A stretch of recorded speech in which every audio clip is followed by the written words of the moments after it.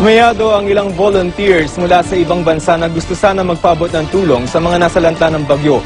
Imbes kasi na mapabilis ang proseso, naghintay pa sila ng ilang oras at araw para payagang makabiyahe papuntang Leyte. Pero ayon sa gobyerno, may sistema silang sinusunod para maayos ang relief operations. Narito po ang aking report. Sige ang pagdating ng mga nakaligtas kay Super Typhoon Yolanda mula Tacloban, sakay ng C-130 ng gobyerno ng Amerika. Baka sa mga mukha ang trahedyang naligtasan nila. Galing Tacloban, nahirapan na nasugatan ng bagyo. Malakas ang typhoon sa amin, Tacloban.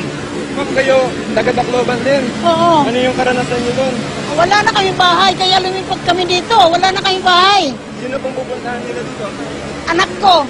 May ilang nagpapakasakali na lamang lumawas kahit walang mga kamag-anak na naghihintay dito sa Maynila.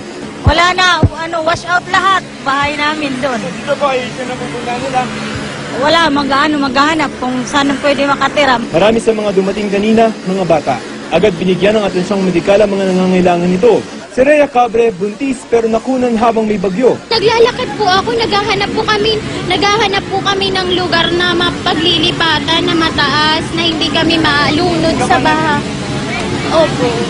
Habang inililikas ang ilan galing sa Tacloban at kalapit na lugar, misyon namang maipadala ang ilang mga tulong galing sa ibang bansa sa Tacloban. Ang International and Rescue Team galing Germany nandito na sa Pilipinas noong Lunes, 4 na oras pagkatapos manawagan ng tulong ng Pilipinas. Pero hanggang kanina, hindi pa sila makaalis-alis. Kaya ang ilang relief workers na kasama nila, dismayado. Na-bump off sila ng 2 beses ngayong araw. Ako'y disappointed kasi lahat po kami nagkatrabaho.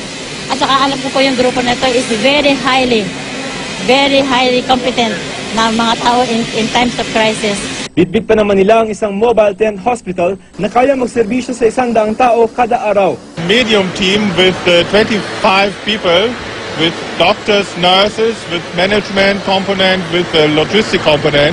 Sabi ni Marquez, habang tumatagal, mas lumalaki ang hamong nag-aabang sa mga relief workers. Ang hirap na paghihintay when we can act already. Mas masaklap ang nangyari sa medical team na mula Hungary. Sa hangaring makatulong, hindi na raw nakapag-abiso sa gobyerno ng Pilipinas.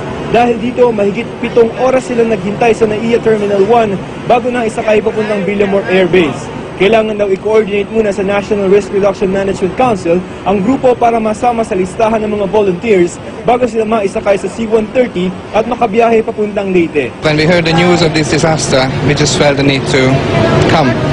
Ang team naman ng World Food Program nakapaghatid na raw ng bigas para sa 3,000 katao sa Tacloban.